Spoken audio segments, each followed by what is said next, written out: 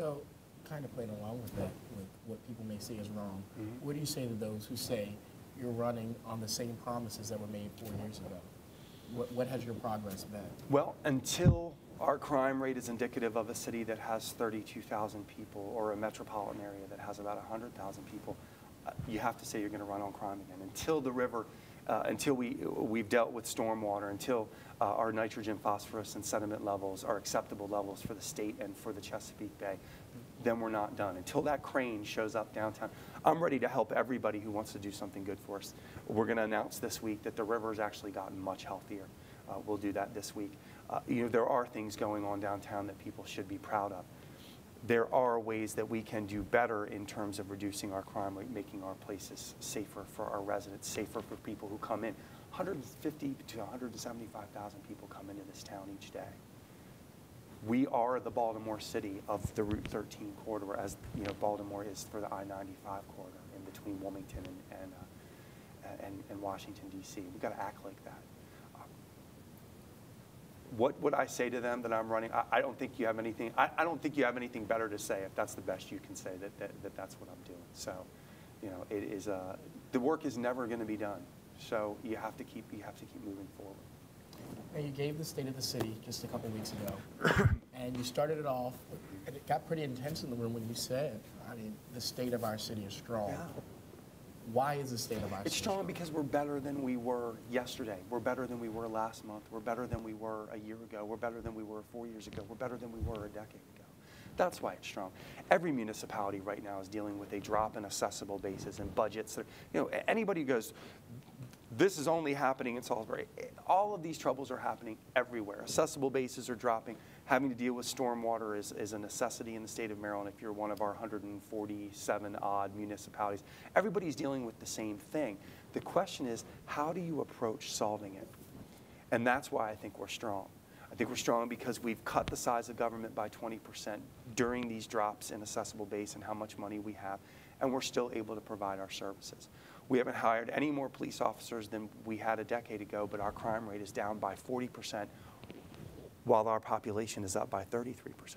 I mean, that means that we're strong. How we deal with the problems that we have, we're doing a little less of pointing the finger at one another and a little more of how do I affect change to make this a better place. We're working so much better with our university partners. We're working so much better with our partners at PRMC. We're working so much better with our business community, trying to make business a little easier here for businesses to open. All of those things are indicative of a community that is strong. Are we always going to struggle with money? Yes, we're always going to struggle with money because assessable bases are dropping as they are doing around the country. But how we deal with it and how we approach it is so much different, I feel, than what we've done in the past couple of decades, where it was just easy to point fingers. It's so easy to just say, wrong, wrong, wrong, no, no, no. That's the old Bugs Bunny and Daffy Duck when they come up out of the ground, they're going on their trip and they see all the gold and Daffy Duck starts jumping on Bugs going, down, down, down, go, go, go, mine, mine, mine. That's not how we do it. That's not indicative of shared values. That's not indicative of a place that has a fine, incredible liberal arts institution right here in Salisbury. And I believe that better days are ahead, but I'm not willing to tear the whole place down to start over again every time there's an election. Well, staying with SU, how have you improved the relationship with SU since you've been mayor? You know, again, you know, there's always going to be something that comes up. There's always going to be something that tests the mettle of the college student, the city government, the administration here at the university. What I've tried to do is say that when an issue comes up, the idea that we're going to circle the wagons and shoot inward has to stop. What I've tried to explain to students over the last 4 years is that I want you to be safe. I want you to live in a code-compliant house. I want you to live with the number of people that you're supposed to live with under the city codes, which nobody tells you anymore. I want you to make sure that you are a part of this community because you are. You know, every time that I'm here, whether it's for the big event or for I Love Salisbury or for, you know, we walked for women's violence against women. We've done that. I'm going to be here walking, doing a thing with Theo Williams on Haiti coming up. Stop Hating is coming up. I think that's this I know it's this week. I think it's important for me to be here every time I'm asked, and that's why I'm here with you. I think it's important that the university students know that they are appreciated, all the people that I've worked with. I mean, Julia Glantz has gone from an undergraduate student that I met randomly to one of my best friends, and she's now on the city park committee, and she's out there working in elections. You look and see what Theo Williams is doing. You look and see what all of these groups are doing. You look and see what PACE is doing, talking about immigrant rights through two of the big issues on the ballot in Maryland this year. All of the important thing is this. There's so much going on this campus that is worthwhile to the entire community. And we can't let events that happen to us tear down that relationship every time something bad happens. And bad things happen. Bad things happen to our students. Bad things happen in our city. But we cannot start over again. Dr. Eschbach and I are solid. We are, of what we would say in church, of one accord with one another about what our responsibilities are to each other and to the populations that we serve. And my pledge has always been to her that I will come here every time you ask me. I will do anything that I can possibly do for the students. But in the end, student safety has been the concern, and I know that students are safer than they were 4 years ago. I want to ask you a bit about your influences, especially those who influences how you make policy decisions. How I make policy decisions. Is there anyone out there that influenced you politically? Ideologically, I could tell you, all the way from Franklin Delano Roosevelt and Eleanor Roosevelt. John F. Kennedy, Sergeant Shriver, who started the Peace Corps. I mean, that's really where I get the base of who I am. Coretta Scott King. That's what I read at night. That's what I lean on when things are tough.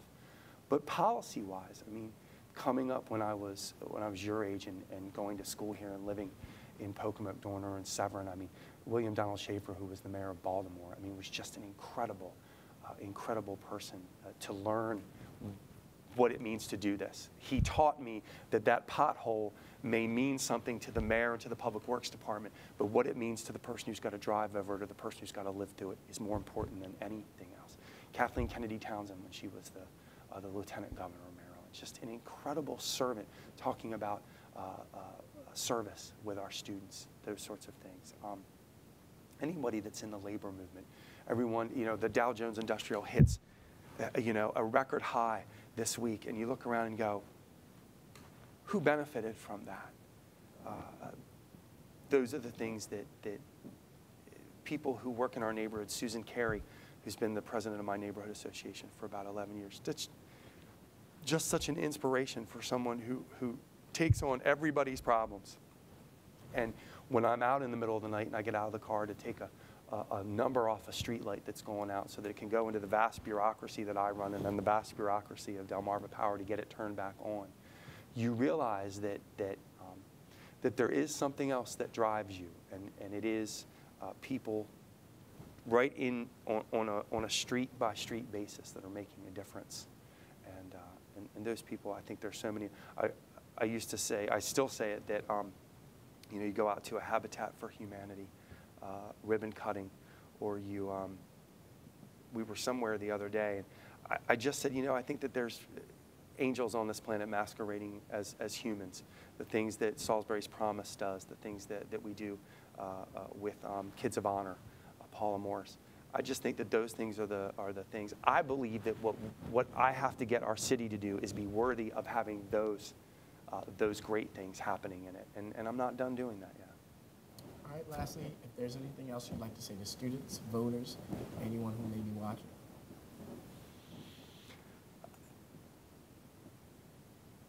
That's the hardest question in the world because it's not specific, it's open-ended. I want our university, our hospital, our students, our people who live here to know that I believe that the work that I do every day is the most important work that I will ever do in my life. I recognize that I am living the first line of my obituary when I die. And that is not lost on me any day of the week. It's not lost on me if I'm out in the middle of the night taking those numbers down. It's not lost on me as I'm knocking on doors. It's not lost on me as I'm trying to figure out how to mitigate flooding. It's not lost on me as I'm trying to get a street paved or a new wastewater treatment plant built. So I'm just as excited as I was in 2009. I'm a little heavier, I'm a little grayer, but I'm ready to go, and I'm ready to rumble for another 4 years, and I'm never going to stop fighting for you. All right. Thank you so much for sitting No, I down. appreciate it. Thanks.